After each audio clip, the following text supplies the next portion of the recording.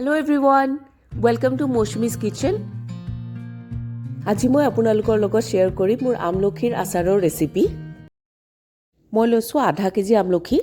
এতিয়া আমলখিখিনি ভালকৈ ধুই আধা সিজাকৈ বইল কৰিম নিমখ হালধি দি। যেতিয়া আমলখি আধা সিজা হ'ব তেতিয়া পানীখিনি চাকি পেলাম আৰু আমলখিৰ গুটিখিনি উলিয়াই টুকুৰা টুকুৰ কৰি এটা ৰ'দ দিম। চোকা ৰ'দ হ'লে এটা ৰ'দেই যথেষ্ট।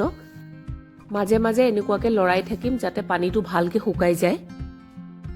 এতিয়া ল'ম 2 চামুচ চফ, 2 চামুচ সৰিয়হ, ক'লা বা হালধীয়া যিকোনো হ'লেই হয়, 1 চামুচ জিৰা, 1 চামুচ ধনিয়া গুটি, সৰু চামুচে 1 চামুচ মেথি গুটি, 1 চামুচ জনি গুটি মানে আজৱাইনৰ গুটি আৰু আধা চামুচ জালুক। এতিয়া এই গোটেই মছলাবোৰ একেলগে গৰম কৰি পিচি ল'ম। একেবাৰে গুড়ি নকৰোঁ, অলপ অলপ গোটাকৈ থ'ম। এতিয়া মিঠাতেল সৰহকৈ গৰম কৰি তাত ক'লা জিৰা 1 চামুচ দি দিম আৰু লগে লগে গেছৰ ফ্লেমটো বন্ধ কৰি দিম। ইফালে মই জলকীয়া কেইটামান ধুই শুকুৱাই থৈছিলোঁ, সেয়াও কাটি মিলাই দিম। জলকীয়া মিলাই দিলে খুব ভাল লাগে আচাৰটো। জলকীয়াখিনি অকল 1 ঘণ্টাহে ৰ'দাইছিলোঁ।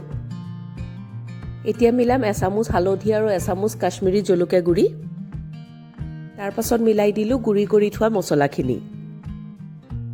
এতিয়া জোখমতে নিমখ দি দিম। এতিয়া শুকুৱাই থোৱা আমলখি ধুনীয়াকৈ মছলাৰ লগত মিলাব লাগিব। এই আচাৰটো যে খাবলৈ ইমান ভাল হয়। আমলখি এনেও আমাৰ হেল্থৰ কাৰণে খুব ভাল। এতিয়া ওপৰৰ পৰা আৰু অকণমান মিঠাতেল মিলাই দিম, তেতিয়া আচাৰটো বহুত দিনলৈকে ভাল হৈ থাকিব। তেল মিলোৱা হৈ গ'ল। এতিয়া 4-5 দিন আকৌ ভালকৈ ৰ'দত দিম।